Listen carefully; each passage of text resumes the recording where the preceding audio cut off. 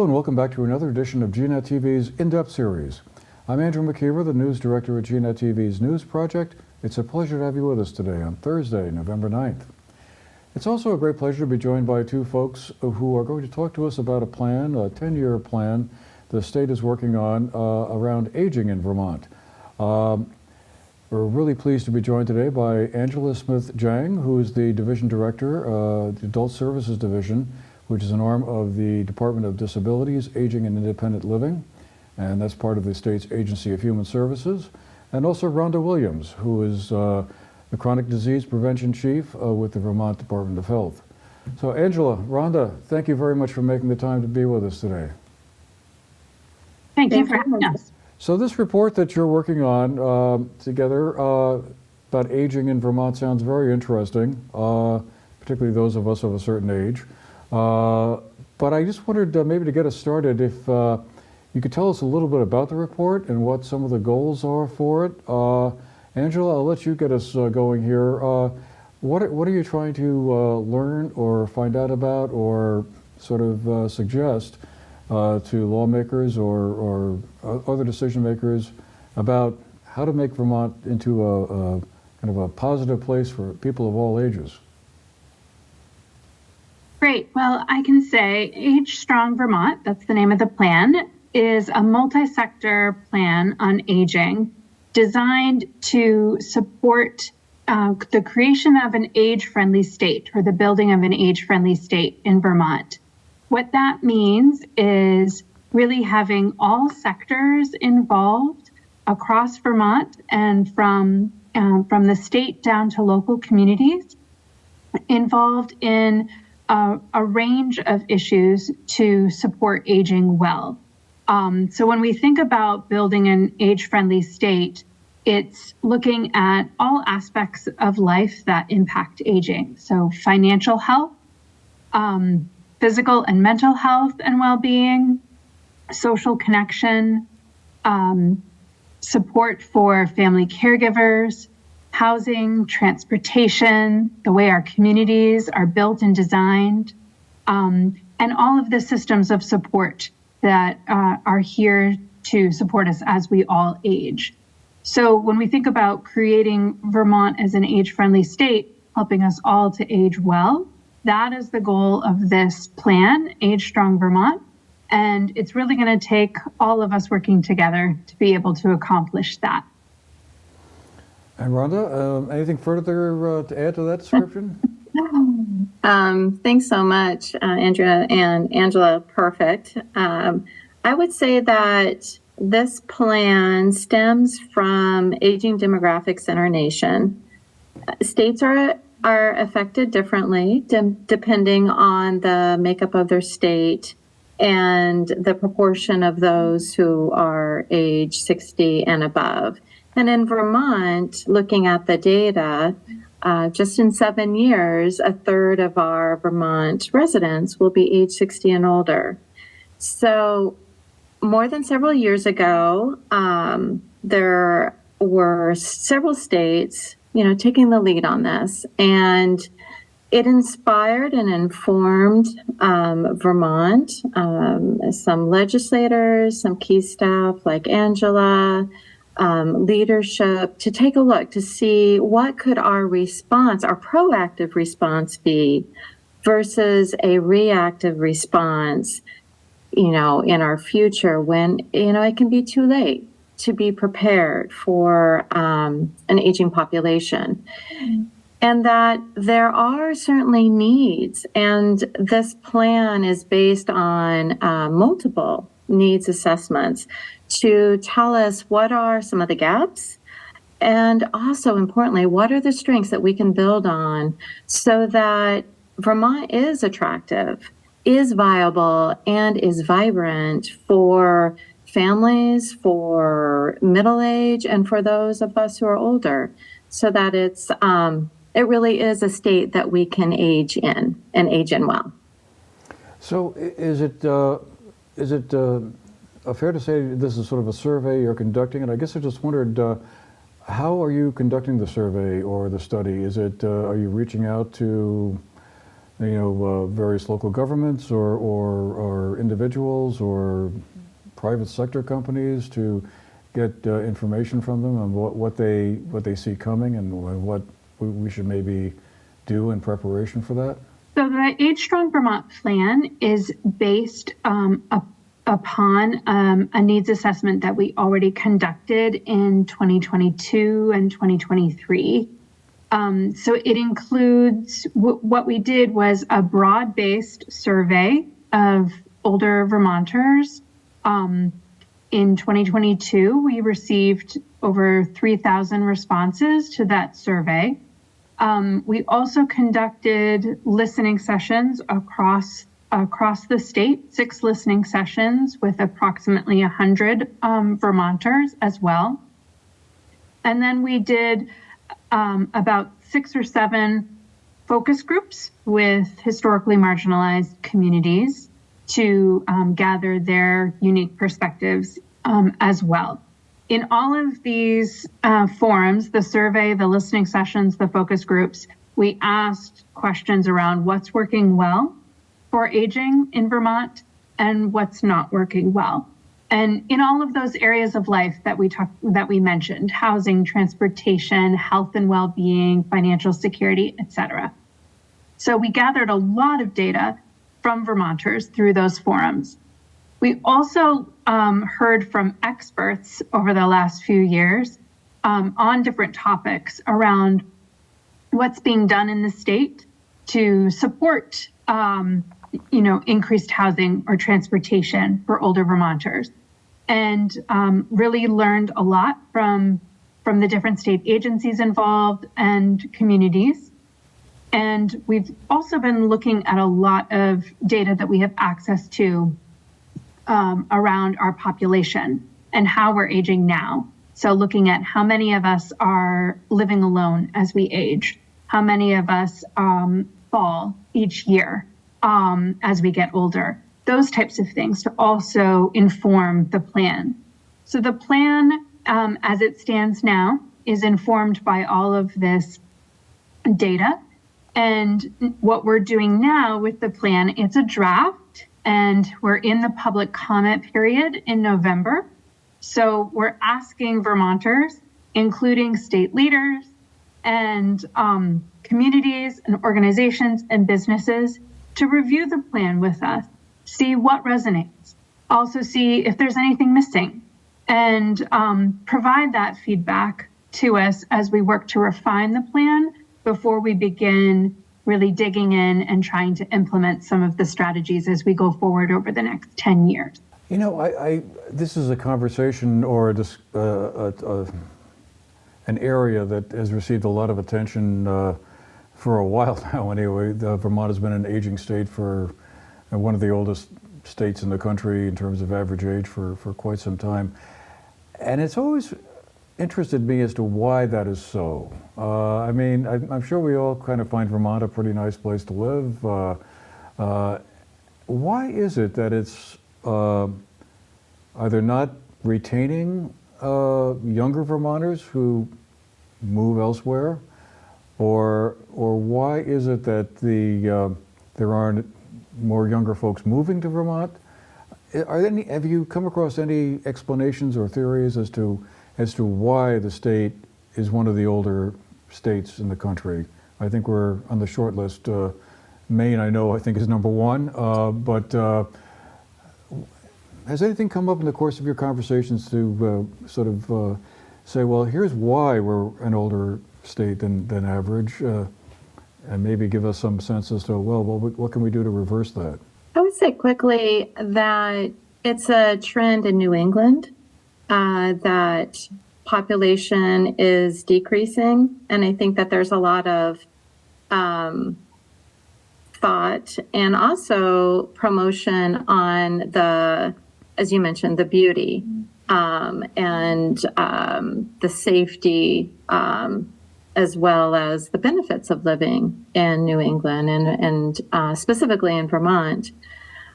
Some of the reasons may include changes in manufacturing or loss of manufacturing and specific types of jobs and the populations that those jobs fit,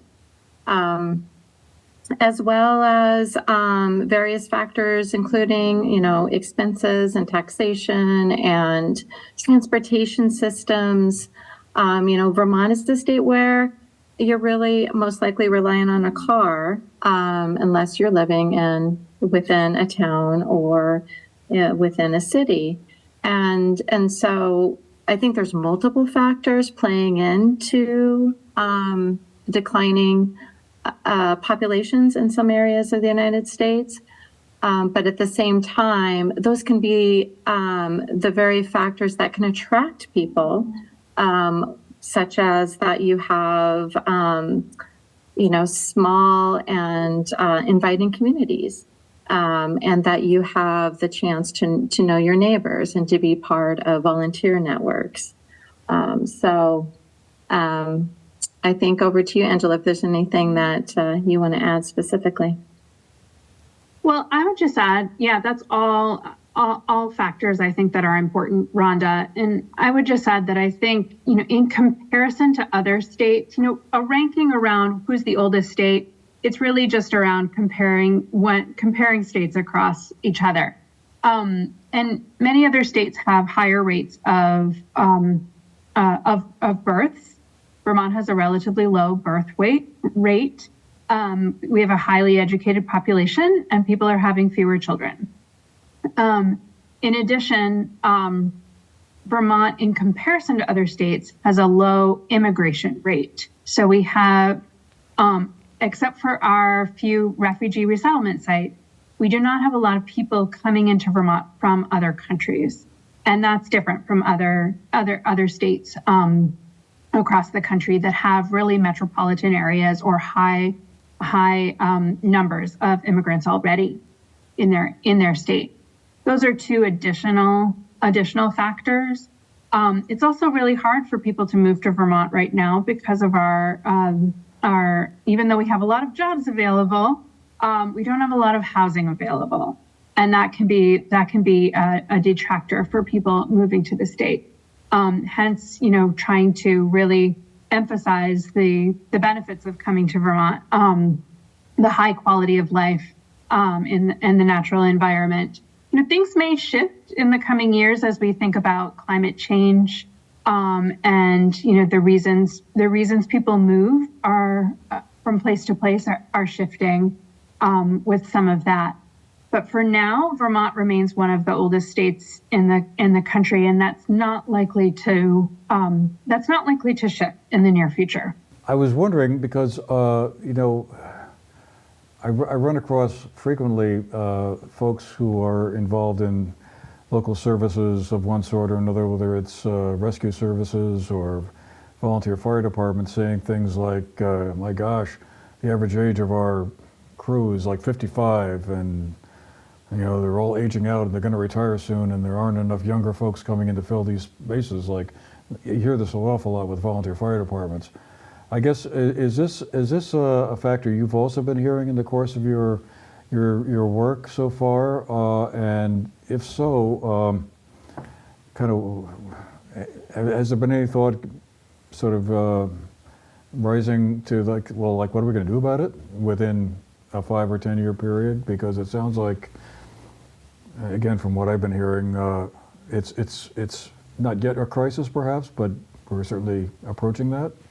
I think that this is a challenge that was discussed in multiple ways during the planning process for Age Strong Vermont, and that there are examples of innovative models for addressing other challenges that I think are already being looked at in different ways, but in similar approaches to our emergency management system and local EMS needs.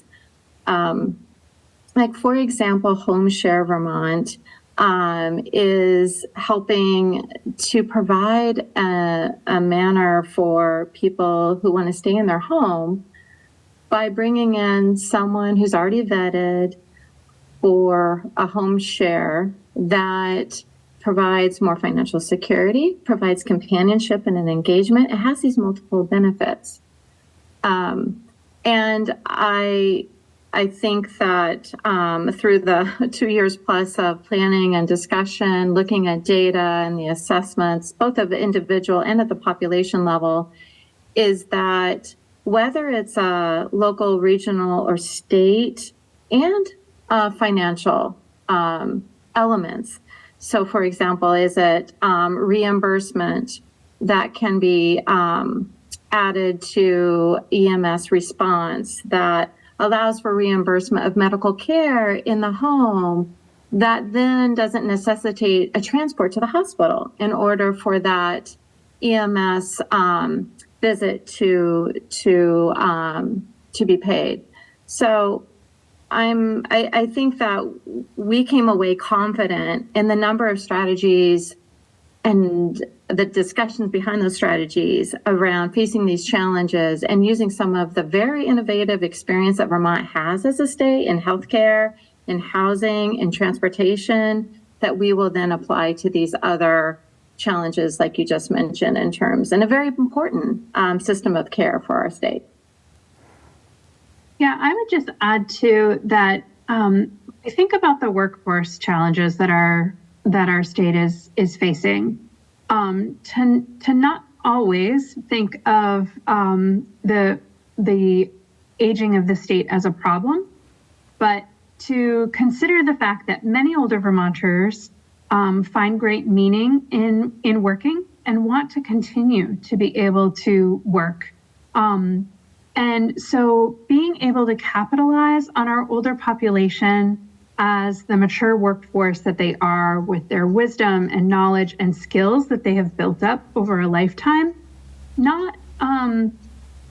and finding ways to really be able to support older adults who want to work in a more flexible way, with different types of benefits, that type of thing. They'll provide a lot of value in every sector of the workforce. If we not think about retirement as needing to happen at a specific age, and really supporting people to, slowly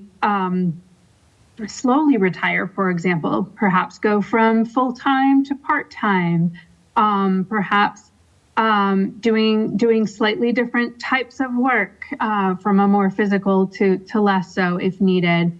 Many older Vermonters still have a lot to give, whether it's through working or volunteering or mentoring or that type of thing. And so I really, encourage all of us to think about the opportunities that lie ahead, as we think about older Vermonters and the many contributions that they can give to our state through work and in other ways. Have you gotten the sense from the conversations you've had with older Vermonters that they feel when they get to a certain point, whether it's 67, 68, 70, whatever, that their employers are nudging them out, that it's like, okay, thanks for all your good hard work and we appreciate everything, but now we need you to kind of drift off stage here so we can make room for someone else, who's a younger person coming up.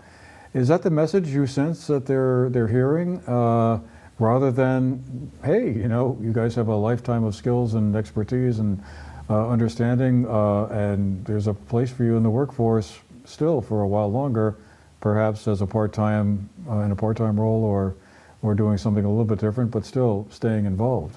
You go ahead, Angela. I was going to say, I think we've definitely heard that from older Vermonters, that they have faced age discrimination in the workforce, whether in retaining their current role or for those who want to return to the workforce, that it's very difficult to do in some cases.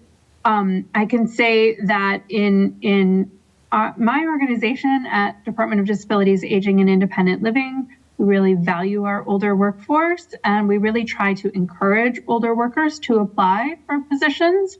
And what we've found to be successful is to be very explicit in the hiring process around welcoming older workers to apply, because of the fact that there is some implicit age bias that can be a factor in hiring. So it's really important to be explicit when you want to welcome older Vermonters into your workforce.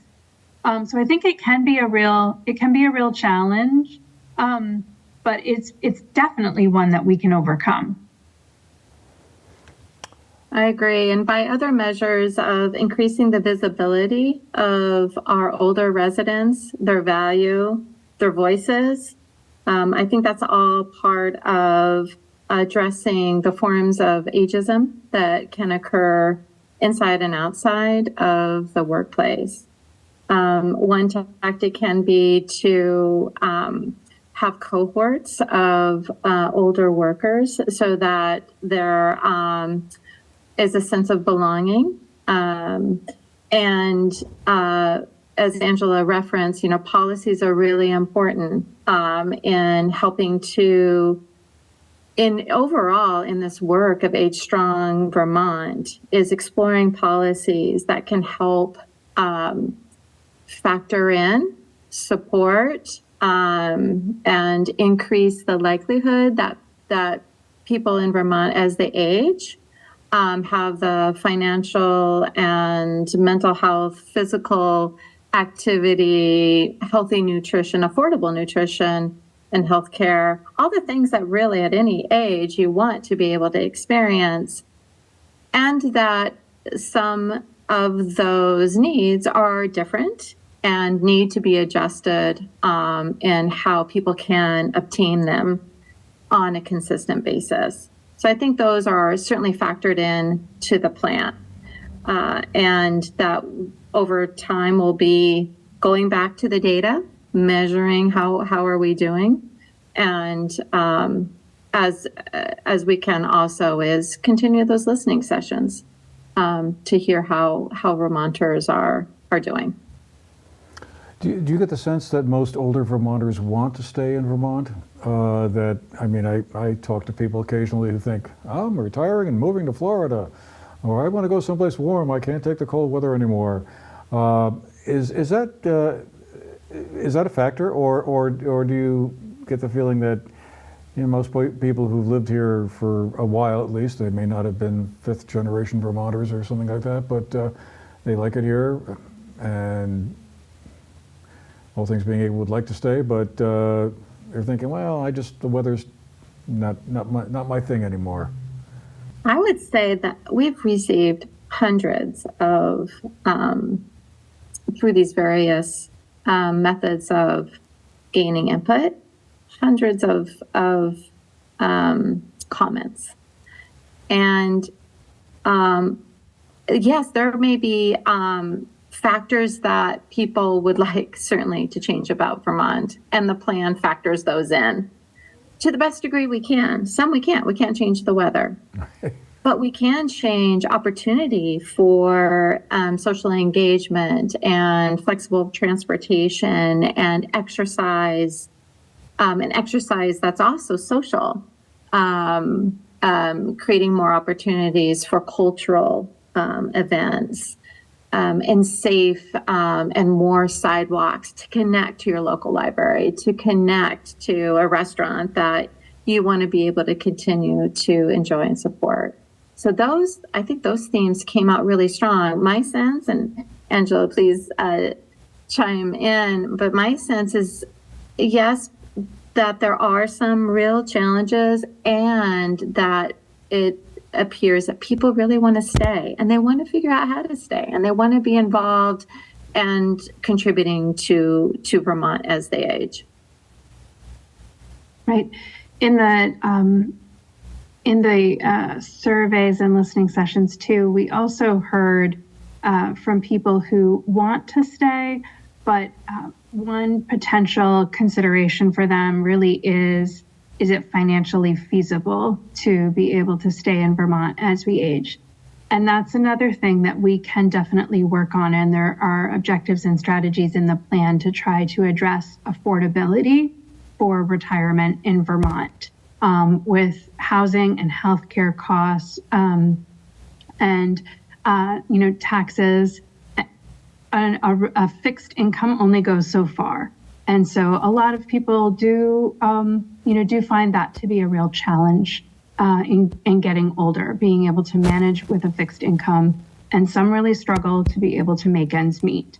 So I think that's a reality that is something that we can work on within the plan and throughout its implementation, around not only supporting things like improved transportation and opportunities for social engagement, but ensuring that people are able to meet their basic needs for housing, for healthcare, for food and utilities, and that type of thing as well. So there are definitely places where Vermont can really work to improve, and I think we've heard from Vermonters that they really want us to work on those things. Just a couple of real quick questions before we have to run. You mentioned doing things like building better sidewalks or improving the walkability of local communities.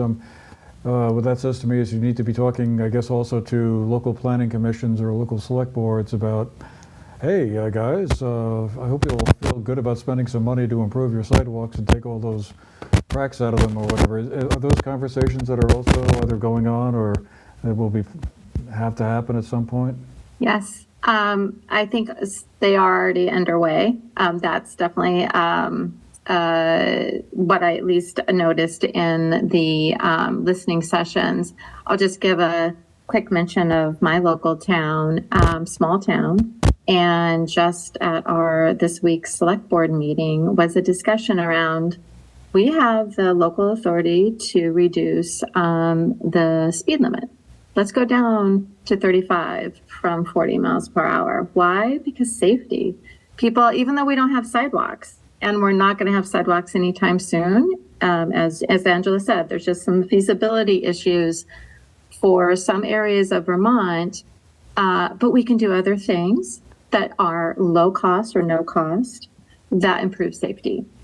And I think that in the future, part of what our work will be in talking with local town select boards and city administrators is around funding opportunities. And while we look at, the smart design for our roadways is already occurring in many places, is factoring in bicycles and factoring in pedestrian safety.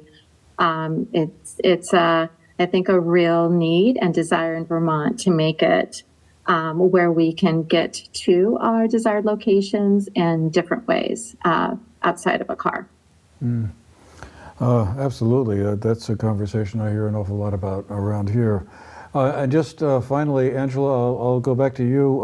What are the next steps then? What happens after we're done talking? But how much longer will it be before your report is either finished or you present to the legislature? Is that something you're anticipating doing next year, or is it farther down the road? So right now we're in the public comment period. That's the whole month of November. So we really welcome people to share your feedback on the plan with us. And you can go to healthvermont.gov/AgeStrongVT to read the plan and provide feedback. Once the public comment period has finished, we will be reviewing all of the feedback we've received, making revisions to the plan throughout the month of December, finalizing the plan with our advisory committee by the end of the year, and then launching the plan into the implementation phase in 2024. That will include bringing the plan forward to policymakers, to local governments, to many more forums, to really build support for implementation. We'll have implementation committees and also work towards a plan for monitoring our progress, tracking our outcomes, and being able to really communicate that with the public ongoing, so that people can see if and how we are making progress as we go forward. Rhonda, is there anything I missed in terms of next steps? No, that's great, Angela. And we welcome people's involvement, your comments, your input, and your involvement. All right, well, we'll have to leave it there for today. I want to thank you both for making the time to share all this with us.